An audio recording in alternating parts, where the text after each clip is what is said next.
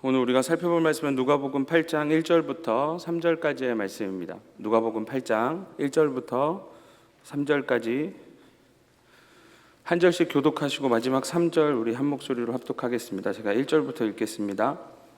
그 후에 예수께서 각 성과 마을에 두루 다니시며 하나님의 나라를 선포하시며 그 복음을 전하실새 12 제자가 함께하였고 또한 악귀를 쫓아내심과 병고침을 받은 어떤 여자들 곧 7 귀신이 나간 자 막달라인이라 하는 마리아와 함께 읽겠습니다.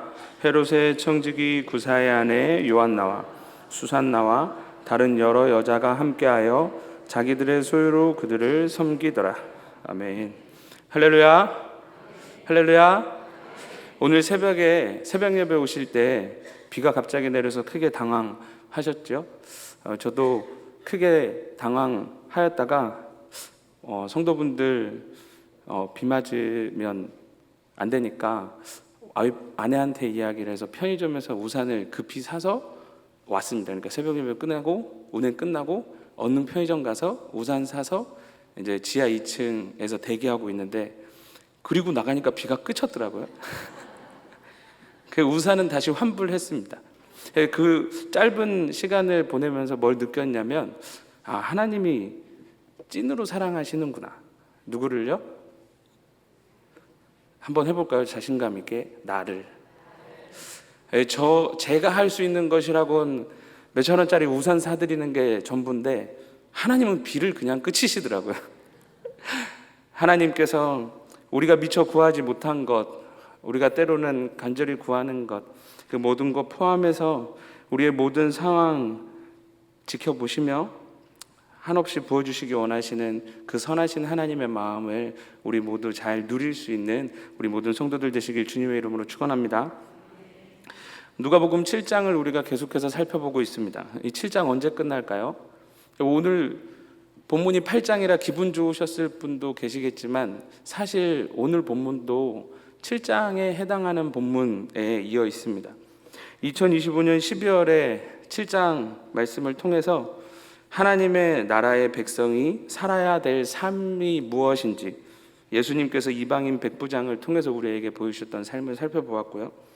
그리고 26년 들어서서 2월에 하나님의 나라의 백성이 누리는 은혜가 무엇인지 나인성에서 살다가 아들을 잃은 과부의 삶을 통해 우리가 다시 한번 생각해 보았죠. 그리고 26년 4월 2달 전입니다. 하나님의 나라의 백성이 믿음으로 사는 삶에 대해서 우리가 함께 말씀을 나눴습니다. 옥에 갇혀서 예수님에 대한 이해와 믿음과 소망이 정말 갈대처럼 흔들리고 있었던 세례자 요한에 대해서 우리가 함께 생각해 보면서 믿음으로 살아가는 성도의 삶에도 흔들릴 거리가 있고 흔들리는 순간이 있다라는 것, 그래서 그 흔들림을 막으려면 다른 것 보는 것이 아니라 주님을 바라보고 그리고 주님을 바로 볼 때 내가 생각하는 주님 아니라 성경을 통해 우리에게 말씀하시는 그 주님을 바로 볼 때 그때 비로소 우리는 흔들리지 않는 삶을 살 수 있다라고 말씀드렸습니다. 오늘 새벽 예배 주성호 목사님께서 우리에게 함께 도전 주신 것 있죠? 함께 믿음의 경주를 끝까지 잘 감당하는 것. 성도의 삶은 흔들림이 없는 삶이 아닙니다. 혼자 있으면 흔들릴 수밖에 없죠. 그래서 말씀을 바라볼 때 흔들리지 않고 내 옆에 있는 지체들과 함께 동일한 주님을 바라보며 나아갈 때 우리는 흔들리지 않고 끝까지 나아갈 수 있게 되는 것입니다. 이렇게 2달이 지나서 오늘 6월이 되었는데요. 그래서 드디어 8장으로 본문이 넘어가는 거라고 생각했지만 사실 좀 전에 말씀드렸던 것처럼 저는 7장 끝부분을 함께 살펴보고자 합니다. 여러분, 성경 장절이 언제 만들어진지 아시나요? 성경의 각 장이 숫자로 매겨진 것은 13세기입니다. 그리고 그 성경의 장을 절로 나눈 것, 구약 성경은 14세기에 그리고 신약 성경은 16세기 들어서서 절로 나눠졌어요. 그러니까 무슨 말일까요? 그 이전에는 장절 구분이 없었다는 거죠. 그래서 우리가 성경을 읽을 때 장절에 매이면 내용은 계속해서 이어지는데 임의로 그냥 끊어버리게 되는 겁니다. 그래서 가급적이면 전 개인적으로 설교 본문을 정할 때, 설교를 준비할 때 본문 정하는 게 제일 중요하거든요. 그래야 그 성경이 얘기하고 싶은 걸 처음부터 끝까지 다 담아낼 수 있으니까요. 제가 오늘 본문으로 잡은 것은 7장 36절부터 우리가 함께 읽었던 8장 3절까지입니다. 왜 이렇게 길게 잡았을까요? 장을 넘어서면까지. 그 이유는 이 전체 내용에 여인, 여자라는 공동의 단어가 계속해서 이 전체 내용을 끌고 가기 때문입니다. 오늘 우리가 함께 읽었던 본문에 보면 8장 1절에 보면 예수님께서 각 성과 마을에 두루 다니시면서 하나님의 나라를 선포하시고 그 복음을 전하실 때에 12 제자들이 함께 있었고 라고 이야기하면서 그 뒤에 뭐라고 나오죠? 이름이 등장하는 여자 3명, 여성 3분의 이름이 등장하고, 그리고 성경이 이렇게 기록합니다. 2절에 보시면 여러 여자들에 대해서 여러 여자들이 함께 다녔다라고 이야기합니다. 8장 3절에 보면 이름이 기명된 분들 잘 보시면 그 가운데 헤롯의 청지기 구사의 아내 요한나라는 표현이 있죠. 여기서 아내라고 쓰여진 단어가 지난주 우리 이동원 목사님께서 여러분들에게 헬라어 하나 알려주셨는데 기억하시나요? 예수님이 여자여 했을 때 기억하시면 이상한 겁니다. 그나이라고 했죠. 결혼한 여성을 부르는 말입니다. 그 단어가 7장 36절부터 8장 3절까지 계속해서 반복되는데 7장 50절까지는 한 여자에 대해서 이야기 나누다가 8장 1절부터는 확대된 여자들 이야기가 나오는 거죠. 그러니까 7장 36절부터 8장 3절까지 이 전체 맥락을 통해서 우리에게 주고자 하는 메시지가 있다라는 것입니다. 어떠한 한 여자에 관계된 구체적인 내용이 등장하고 이후에 예수님과 함께한 어떤 여러 여자들 내용으로 확장되는 이 내용을 통해서 우리가 오늘 생각해 볼 주제는 따라해 볼까요? 헌신. 네, 헌신입니다. 오늘 제목 하나님의 나라의 백성이 드리는 헌신입니다. 오늘 본문은 예수님께 기름을 부은 여인에 대한 기록이 등장하는 부분이죠. 복음서에는 3번 이 유사한 사건이 등장합니다. 그래서 예전에는 3번이라고 생각하지 않고 하나의 일이라고 생각했던 적이 있었고 또 2개의 일이라고 생각하기도 했었는데 현대에 들어서는 이 사건 하나하나가 다 각각 다르다라고 이야기합니다. 시기가 다르고요. 그리고 기름을 붓거나 바르는 행위만 같지 그 외에는 많은 차이가 있기 때문에 서로 각각 다른 사건으로 보는데요. 첫 번째는 오늘 우리가 살펴볼 누가복음에 기록된 도유이고, 두 번째는 요한복음 12장에 등장하는 두 번째. 그래서 기름을 부었는데 누가 혹시 화냈는지 아실까요? 가룟 유다가 화를 냅니다. 그리고 세 번째 기름을 붓거나 바르는 사건이 또 등장하는데 그때는 가룟 유다만 화를 낸 게 아니라 제자들 모두가 다 그 행위를 보고 분을 내죠. 이 3번의 사건에 등장하는 여인이 사실 다 다른 여인인 것입니다. 오늘 우리가 살펴볼 사건에서는 예수님이 죄를 사하는 권한까지 있으신 분이다라는 게 드러난 사건이 됐고요. 두 번째는 예수님을 따르는 그 중에 제일 똑똑하다고 했던 가룟 유다가 어디에 가치를 두고 있는지가 드러난 사건이었고, 그리고 세 번째에서는 예수님의 장례를 준비하는 사건이었죠. 그러니까 이 3개의 사건은 다 각각 다른 거죠. 오늘 본문의 배경을 보시면 한 바리새인이 예수님을 식사 자리에 초대합니다. 40절에 보시면 7장 40절에 보시면 이 바리새인의 이름을 시몬이라고 기록합니다. 그런데 이렇게 쭉 내용을 살펴보면 이상한 것들이 등장합니다. 제가 말씀드리는 부분을 눈으로 한번 보실까요? 44절을 한번 보겠습니다. 44절에 보면 예수님께서 이렇게 말씀하십니다.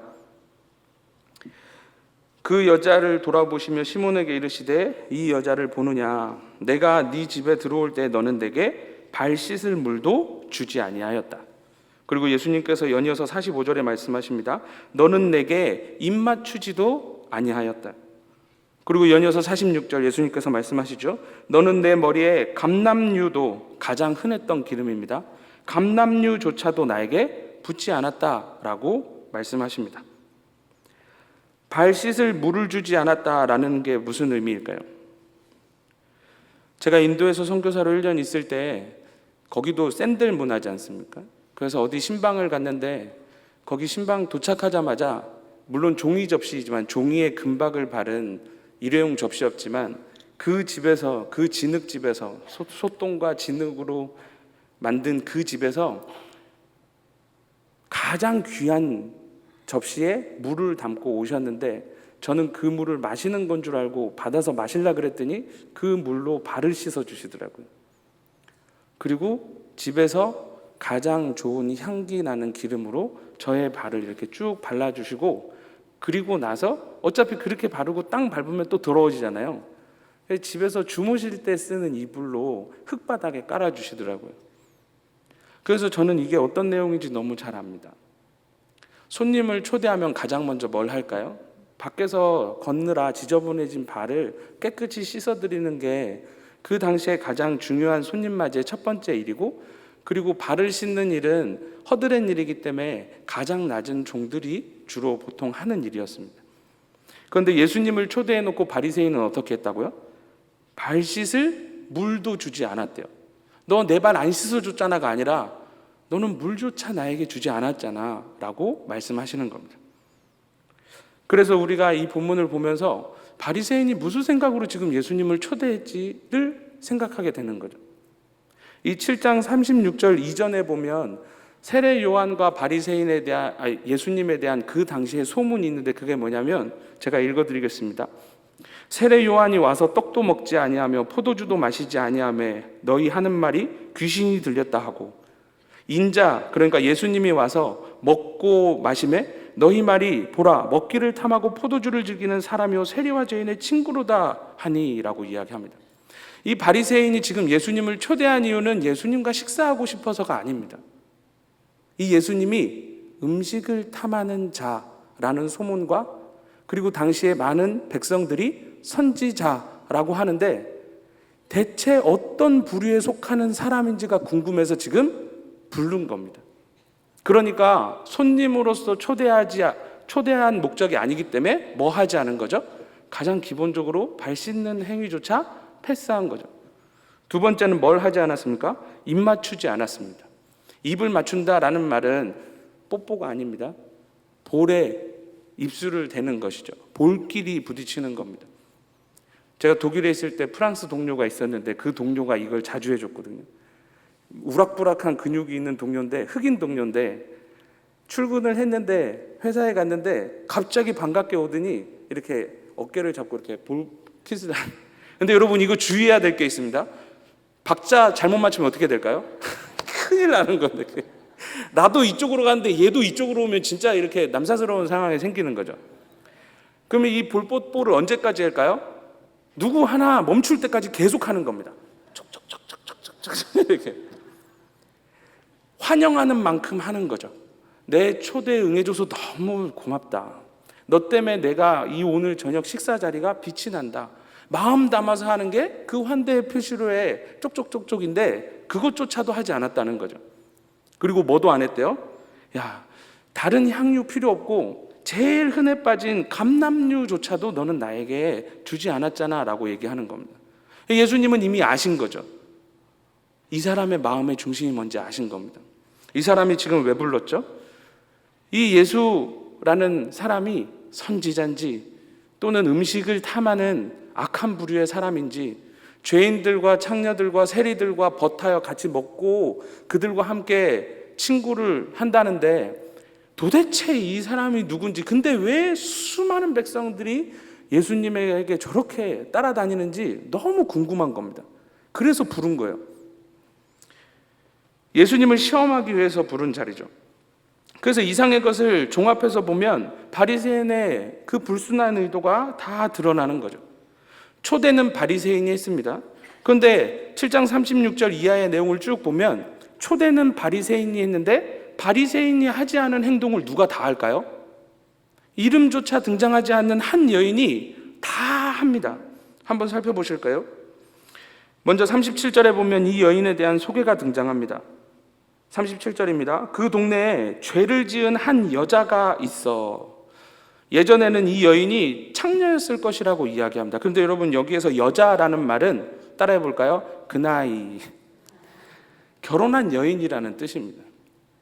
그런데 죄를 지은 결혼한 여인이라는 말이죠. 만약에 이 여인이 결혼한 상태에서 창녀의 일을 한 사람이라면 돌맞아 죽을 태석형에 처하게 되고, 창녀라면 바리새인 집에 들어올 수 없죠.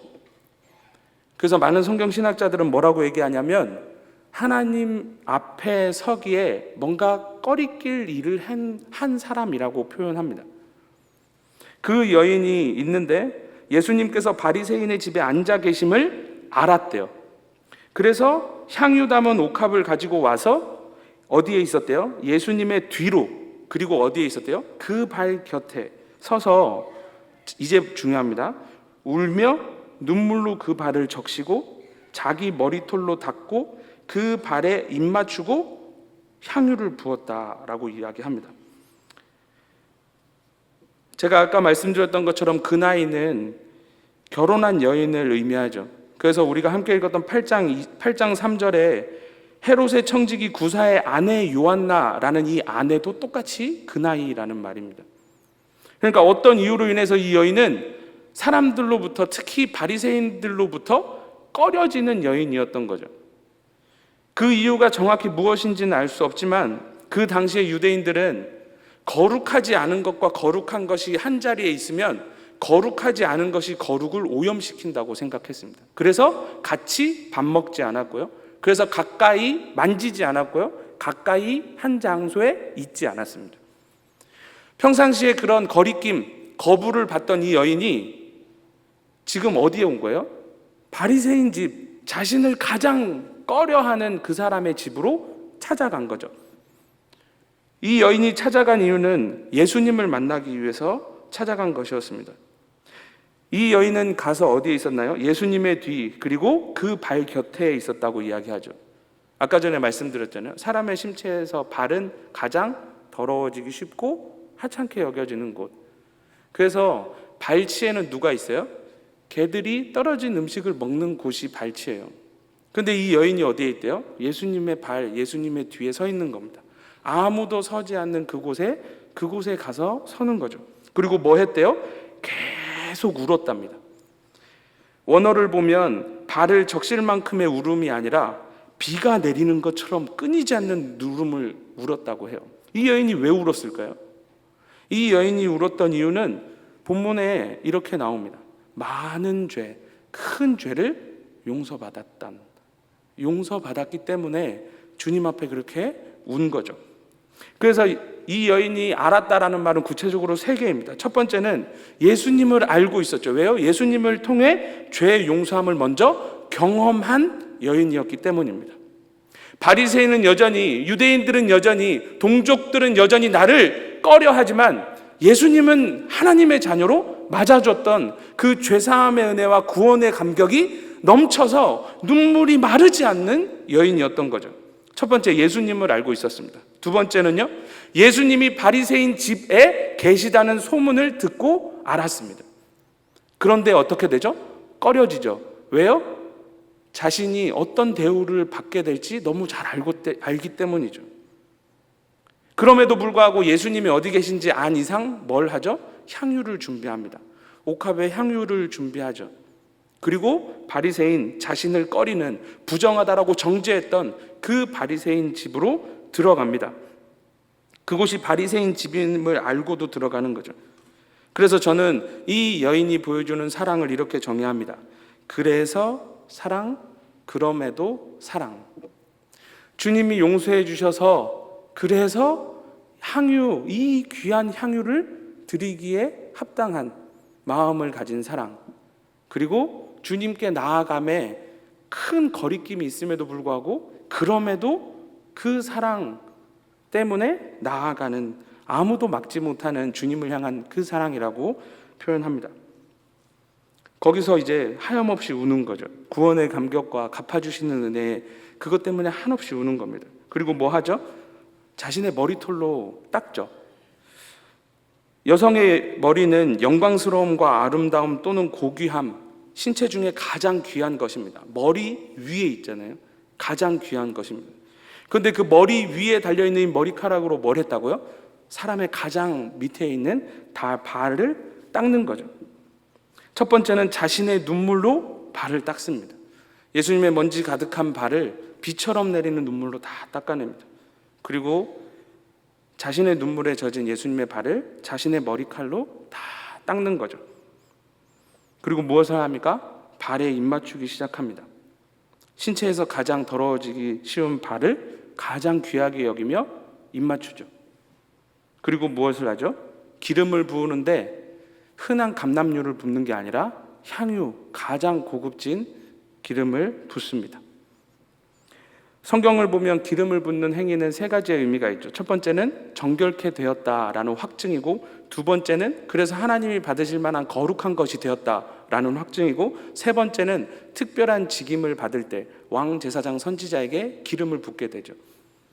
지금 이 여인은 이 기름을 붓는 행위를 통해서 주님의 발을 깨끗하게 할 뿐만 아니라 자신이 주님을 향한 신앙의 고백적인 행위를 하고 있는 겁니다. 이 여인이 어떻게 이렇게 할 수 있을까요? 제가 곰곰이 생각해 보았습니다. 자신의 눈물로 발을 닦고 그것을 닦아내고 그리고 기름을 붓고, 이 행위는 사실 예수님이 이 여인에게 해줬던 행위가 아닐까 생각합니다. 뭐죠?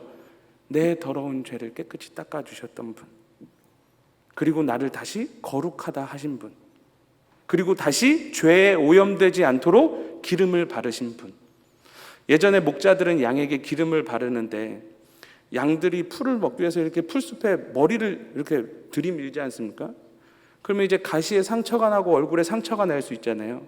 그럼 목자들은 양의 문이 되어서 양 한 마리씩 울타리에 넣으면서 배도 만져보고 충분히 먹었는지 만져보고, 그리고 털이 가장 없는 얼굴을 한번 이렇게 쓰다듬으면서 혹시나 풀 가운데 찔렸을 상처를 기름을 발라 치료하고, 그리고 기름을 발라놓으면 외부 오염이 되지 않으니까 감염을 막아주는 거예요.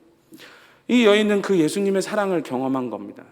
더러워진 죄를 깨끗이 씻겨주시고 상처난 상처를 발라주시고 다시는 죄짓지 않게, 오염되지 않게 기름을 발라주시는, 자신이 받았던 그것을 지금 예수님께 해드리고 있는 거죠. 훔쳐내고 취하고 닦아내고, 이 행위는 계속해서 반복되는 행위였습니다. 종합해 볼까요? 이 여인은 이전에 누군가로부터 꺼림의 대상으로 낙인 찍힌 여인이었습니다. 그래서 사람들과 원활하게 생활할 수 없었던 여인이었죠. 그런데 이제 예수님을 만나서 받아들여지게 되었습니다. 죄의 용서를 경험하고 구원의 은혜를 경험하였습니다. 그래서 예수님을 알고 있는 자로서, 예수님이 어디 계신지 알고 있는 자로서 가까이 가기 힘든 환경에 그 제약을 뚫고서라도 자기가 받았던 그 사랑에 조금이라도 보답하고 싶어서 예수님에게 들어갔던 여인이었죠. 초대했던 바리새인은 정작 발 씻을 물도 주지 않았지만 이 여인은 물이 아니라 자신의 눈물로 닦아냈습니다. 초대한 바리새인은 정작 환영 인사, 입맞춤을 예수님의 볼에, 얼굴에 하지 않았는데 이 여인은 예수님의 발에 환영의 인사를 끝나지 않게 했습니다. 초대한 바리새인은 정작 흔한 감람나무에 감람의 기름도 주지 않았는데 이 여인은 가장 값비싼 것을 주님께 드렸죠. 그러면 이쯤하면 드는 생각이 있죠. 누가 진정 예수님을 초대한 사람입니까? 누가 주님 받으시기에 합당한, 초대받은 예수님이 받으시기에 합당한 것을 드린 사람일까요? 이 여인은, 바리새인은 예수님을 자신의 집에 모셨지만 이 여인은 예수님을 자신의 마음에 모셨습니다.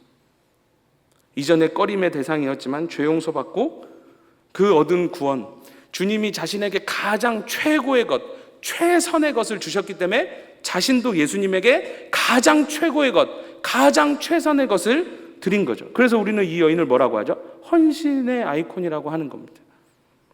오늘 본문의 등장인물 바리새인 예수님, 한 여인입니다. 그리고 우리는 이 등장인물을 통해서 우리의 헌신이 주님께 드려지는 헌신은 어떠해야 되는지 고민해보고 생각해볼 수 있게 되는 거죠. 그래서 저는 지금까지의 내용을 종합해서 4가지로 권면드립니다. 첫 번째, 우리의 헌신은 뭔가를 받기 위함이 아니라 이미 뭔가를 얻었기 때문에, 그것이 최고와 최선을 이미 받았기 때문에 그 받음에 대한 반응으로서 드리는 헌신이 되어야 한다는 것입니다. 이 여인이 받았던 것처럼요. 하나님의 백성으로 받아들여지고 하나님의 백성으로 여겨지고 이제 하나님의 나라가 자신의 것이 되어서 이제 더 바랄 것이 없는 거죠. 이 여인에게 이 땅의 성공과 부귀 영화가 필요합니까? 이미 최고의 것, 최선의 것을 받았는데, 그러니 그 최고와 최선의 받은 것에 대한 반응으로 주님께 가장 최고와 최선을 드리는 것, 그것이 우리가 드려야 될 헌신인 것입니다. 시편 51편 12절에 다윗의 시에 이런 이야기가 있습니다. 주의 구원의 기쁨을 내게 회복시켜 주시고 자원하는 심령을 주사 나를 붙드소서. 우리의 삶 가운데 헌신이 있으려면 뭐가 있어야 되는 거죠? 구원의 기쁨과 감격이 샘솟아야 우리는 그거에 대한 반응으로 주님께 아낌없이 드리는 참된 헌신의 삶을 살아갈 수 있는 겁니다. 두 번째, 아까도 말씀드렸지만 주님께서 우리에게 최고, 최선을 주셨다는 걸 기억해야 됩니다. 여러분, 예수님께서 만약에 십자가에서 대속하는 가장 좋은 최고, 최선의 방법 말고 차선을 선택하셨으면 어땠을까요? 주님이 가장 좋은 것을 주시지 않고 그 다음 거 또는 그 다음 거 제일 안 좋은 거 주셨으면 어땠을까요? 우리는 주님의 가장 좋은 걸 받았잖아요. 주님의 생명을 받았잖아요. 그런데 우리가 남는 시간 드리고 내가 좋아하지 않는 거 드리고 흠난 거 드리고 그렇게 드리는 것은 주님이 기뻐하시는 헌신이 아니라는 거죠. 주님이 우리에게 최고와 최선을 주셨다면 우리도 주님께 최고와 최선을 드려야 되는 것입니다. 세 번째는 다른 사람과 비교하지 않고 특히 나의 과거와 비교하지 않고 계속해서 더 드리는 것입니다. 이 여인이 행동했던 것, 닦고 취하고 기름을 붓고, 이것은 동사가 미완료입니다. 무슨 뜻일까요? 끝없이 반복되는 행위입니다. 이 정도 하면 됐지가 아니라 더 계속해서 섬기는 것입니다. 그리고 네 번째, 그 여인이 드린 향유를 생각해 보았으면 합니다. 향유는 특별한 기름이죠. 보통 기름은 무슨 목적으로 씁니까? 등불을 밝히는 용도로 쓰고요, 요리할 때도 쓰고요, 약으로도 쓰고요, 여러 가지 용도로 쓰이는데 이 향유는 그 모든 것을 할 수 있지만 특별한 향을 넣어서 맡기에 좋은 것으로 만든 겁니다. 되게 비싸죠. 정말 비쌉니다. 이 향유를 주님께 드린 것, 우리에게 있어서 가장 가치 있는 것을 주님께 드려야 됨을 우리가 다시 한번 기억해야 하는 것이죠. 이렇게 끝내면 하나님께 이렇게 헌신해야 되겠구나, 그 여인처럼 본받아서 헌신하면 되겠구나 라고 이렇게 마치면 되는데, 여러분, 이 자리에 계신 여러분들은 저보다 신앙의 연배가 더 많으시죠. 이미 많이 헌신하셨죠. 이미 오랫동안 헌신해 오셨죠.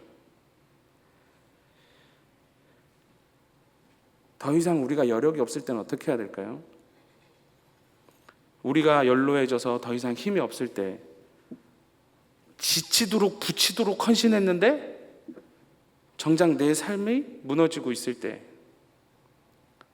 내가 사랑하는 사람이 아플 때, 분명 주님이 기뻐하시는 일을 헌신하며 살았는데, 그런데 정작 내 생활이 무너지고 있을 때, 그때도 우리는 어떻게 해야 될까요? 헌신해야 되는데 잘 되나요? 안 되죠. 안 됩니다. 그런데 이 여인은 어떻게 해요? 계속 지속적으로 헌신을 하잖아요.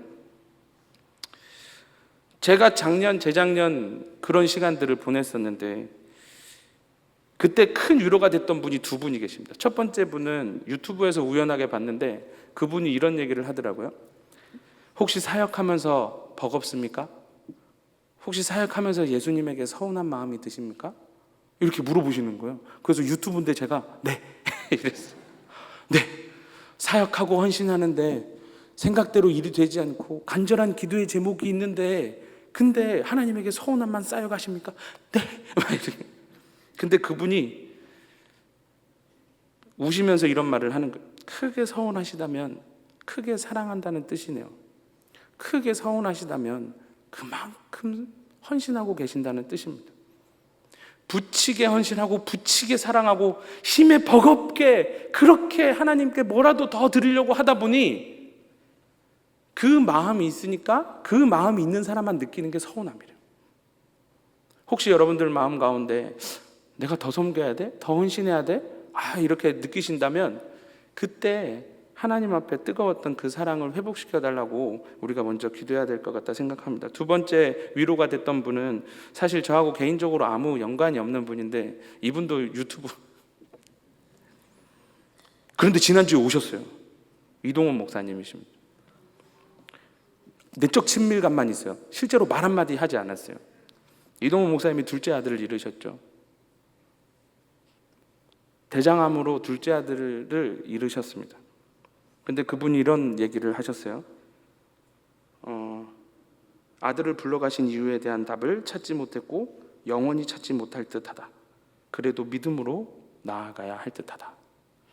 저에게는 그게 되게 큰 위로가 되었습니다. 물론 이분은 2020년에 아들을 잃었지만 작년에 딸을 잃었던 저에게는 가장 큰 위로가 되는 말이었습니다. 이해되지 않지. 하나님에게 이유를 묻지 마라. 언젠가 알려주시겠지. 그런데 지금은 포기하지 않고 가야 될 때다. 지난 4월 설교를 할 때 사실 세례자 요한은 저의 심정이었죠. 끊임없이 흔들리는 저의 심정이었습니다. 그리고 오늘 본문을 대하면서 이 지쳐있는 상태에서 이렇게 흔들리는 상태에서 어떻게 다시 헌신을 할 수 있을까? 어떻게 이 여인처럼 다시 주님을 사랑할 수 있을까? 어떻게 이 여인처럼 모든 것을 내어드릴 수 있을까? 저도 예전에는 그 부흥 강사 오셔서 헌금하라 그러면 헌금할 것 없는데 그때 전도사 사례가 2008년에 전도사 사례가 꽃동산교회 전도사 사례가 비밀 아닙니다. 이제 75만 원이었는데 그 75만 통장에 딱 첫 통장에 들어온 날 그날 부흥회를 하셨는데 강사 목사님이 있는 거 다 내라 그래가지고 제가 카드 냈거든요. 주님 첫 사례 받았는데 주님 마음껏 쓰십시오 하고 카드 받았는데 강사분이 카드는 안 받는다 그러고 다시 돌려주셨고 사실 그때 다 드렸거든요. 이미 다 드린 인생이란 말입니다. 요구하실 때마다 다 드렸거든요. 근데 하나님이 우리에게 계속해서 헌신을 바라시는 게 때로는 서운하고 섭섭했습니다. 근데 오늘 여인을 보면서 제가 느꼈던 게 있습니다. 그게 뭐였냐면 내가 마르지 않게 헌신할 수 있는 방법은 내 안에 마르지 않는 눈물이 있으면 되겠구나. 내가 마르지 않는 헌신을 하기 위해서는 내 안에 마르지 않는 구원의 기쁨과 감격이 있으면 되겠구나. 나에게 재물이 있어서 헌신할 수 있는 거 아니고 나에게 건강이 있어서 헌신할 수 있는 거 아니고 나에게 시간이 있어서 기회 있어서 헌신할 수 있는 게 아니라 내 안에 주님에 대한 사랑만 있으면 헌신할 수 있겠구나라는 게 다시 한번 설교를 준비하면서 샘솟게 되었습니다. 주님께 사랑하시는 꽃동산교회 성도 여러분, 나를 향하신 주님의 사랑, 주님을 향한 그 사랑이 우리 공동체 가운데 회복되어 주님 앞에 드려도 아깝지 않고 드려도 더 드리고 싶고 그런 참된 헌신, 주님으로부터 최선의 것을 받았기 때문에 내가 드리는 것 정말 보잘것없게 여기면서 우리도 그렇게 드리는, 그래서 더 좋은 것을 위해서 준비하고, 죄송합니다. 저 손으로 이렇게 눈물 닦지 말라 그랬는데 손수건을 들고 올라오면 안 울고요, 손수건을 안 들고 오면 이렇게 웁니다. 손수건을 다음부터 구비하도록 하겠습니다.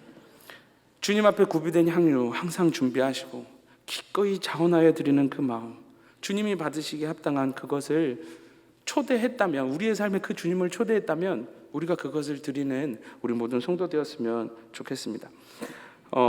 저는 예수님께서 보여주신 그 사랑을 이렇게 표현합니다. 선 넘는 사랑.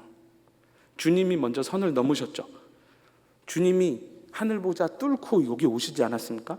시공간 뚫고 오셨지 않습니까? 뭐 때문에 오셨죠? 그죠? 정답입니다. 해볼까요? 나 구원하시려고. 그래, 나 구원하시려고 선을 넘었어요. 그러면 우리도 선 긋지 말아야 되지 않을까요? 주님 요 정도만 하겠습니다. 주님 요 정도, 제 한도는 여기까지입니다.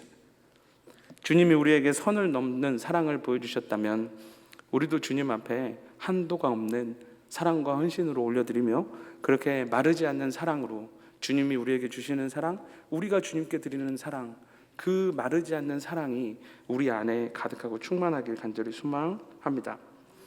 오늘 우리가 마지막 본문 읽었잖아요. 8장 1, 2, 3절. 이 한 여인의 헌신을 똑 닮은 여자들인 겁니다.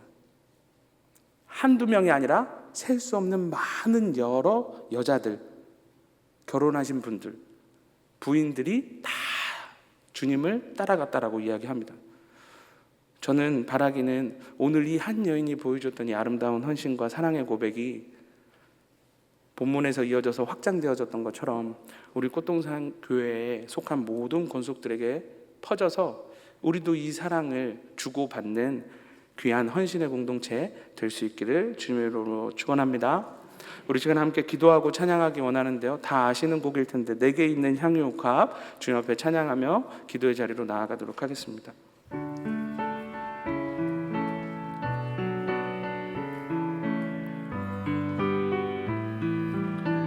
내게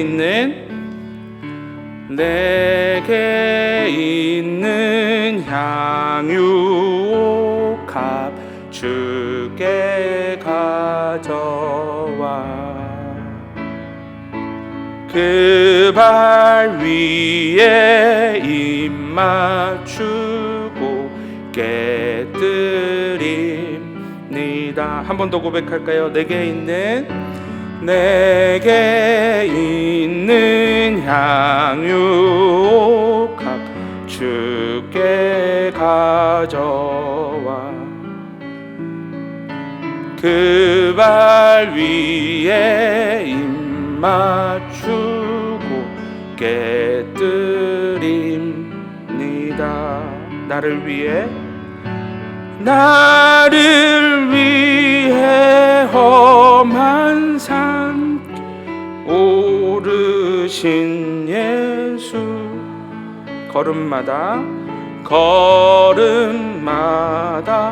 크신 사랑 새겨놓았네.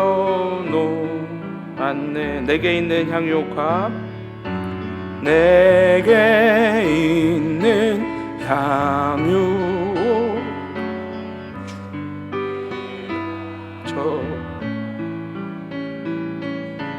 그 발 위에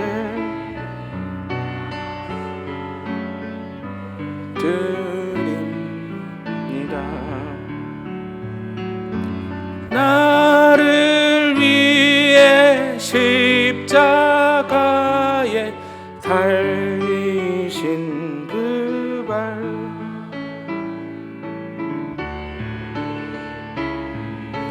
나의 죄를 대속하셨네. 우리 3절 찬양하겠습니다. 내게 있는 향유 주께 가져와 그 발 위에 입 맞추게 드린 주님 다시 이